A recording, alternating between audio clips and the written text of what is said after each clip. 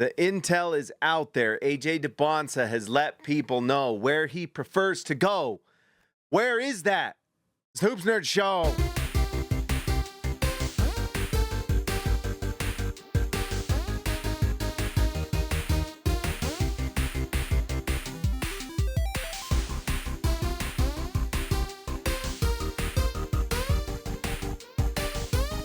All right, guys, before we get into it, make sure you like the video, subscribe to the channel if you're new here. I would appreciate it. Okay, so the NBA Combine is now behind us completely. The measurements, the drills, the interviews are now done.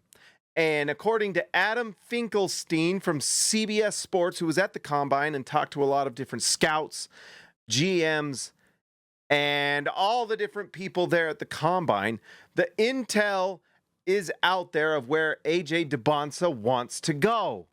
And here's what Finkelstein says at CBS Sports. He says, some have begun to wonder whether we could see some workout shenanigans where Debonsa could potentially refuse to work out for Washington in hopes of forcing his way to Utah. The Wizards themselves have been very willing to utilize that strategy themselves in recent years with Alex Sarr and, ironically, Ace Bailey, who is, of course, now in Utah. Any potential trade talk of a 1-2 swap would likely have to be ignited by Debonsa's camp. Most in Chicago consider it less likely that Utah would reach out to Washington proactively. But by the end of the day Tuesday, those whispers had quieted down a bit, as Debonsa's camp had reportedly indicated to some they weren't interested in playing that game, despite their preference to end up in Utah. If that's the case, then Debonsa still probably not definitely ends up in Washington, even if there is a workout in Utah beforehand to fuel speculation. So now we know. We don't know how much it will affect things. Obviously, Washington can just draft Debonsa, but Debonsa and his camp have let people know. When we say the camp, it's his agent and everyone working with him, player manager and all that stuff, family. He wants to play in Utah. His family lives in Utah and enjoys it here. And so it's very clear that if the Washington Wizards are 50-50 with who they want to draft, this might lead them to think about Peterson just a little bit more. Because if the guy that they want would rather be in the other place, who knows? And it may not affect it very much at all. If they think Debonsa is the clear number one, that's who they're going to probably draft. We'll see, if things change, because before the season started, Darren Peterson was pretty much a consensus number one. And because of the things that happened at Kansas, and because of Debonsa having an incredible year at BYU, Debonsa has become kind of the consensus number one pick overall. Doesn't mean everyone has him number one, but in general, people kind of consider him to be that guy. Now, Finkelstein then goes on to say, well, what about Utah? What does Utah think about this? He says, so what will the Jazz do at number 2, especially considering Cameron Boozer's dad, Carlos Boozer, currently works for the organization in a scouting role? Most expect Kansas guard Darren Peterson to be the Jazz's pick here. While there's more public speculation about other options, sources around the Combine speak with almost the same level of confidence that Peterson goes number 2 as they do Washington taking Debonsa at number 1. Peterson is not only a good fit for Utah's current roster, but some people, including myself, wonder if some inside the Jazz front office might consider him to be a superior talent. The Ainges, Danny and Austin have long been known to follow the top prospects in high school basketball, and so they are undoubtedly aware of what Peterson's game and reputation were before this year's availability issues. I think at this point, with all the different intel out there, everything people have been saying on all the national pods, everyone plugged in, Chad Ford, Bill Simmons, all the different just scouts and different people, including local beat writers like Tony Jones and others, have mentioned very clearly how much Utah really likes Darren Peterson. And I just want to tell you, those are the things that are being said, that Darren Peterson is the guy that Utah really likes. And in a lot of ways, Utah, if they have Darren Peterson number 1 over Debonsa, is probably pretty happy they fell to 2, because you can bet that the local sentiment here in Utah is to take Dybantsa. And that doesn't mean that's the wrong choice. It's the Angels who like Darren Peterson. Maybe you disagree with what the Angels think, but they've been right about these things a lot in the past. And Darren Peterson just looks, if you go watch the film, both Kansas and high school, it shows a superstar waiting to happen. The same with AJ Debonsa. Debonsa is also going to be an absolute superstar. So for the Utah Jazz and the Washington Wizards, you can't go wrong.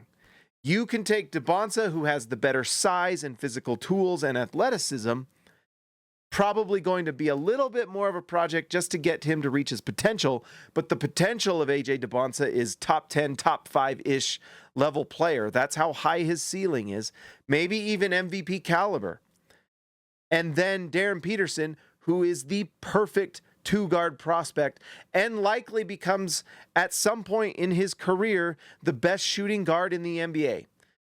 I know SGA is still in the league, and so maybe he doesn't ever pass SGA, but that is the caliber of player that he is, and potentially best shooting guard in the league. So you can't go wrong if you're the Utah Jazz. And if you're a Jazz fan or a Wizards fan, you've got to be absolutely ecstatic about the luck you had in the draft, because you are getting a star regardless. There is no reason for the Utah Jazz to trade up to the Washington Wizards. There is every reason for them both to listen to phone calls, but unless those phone calls net you something that is better than one of the top 2 prospects in this draft, you're not going to do it.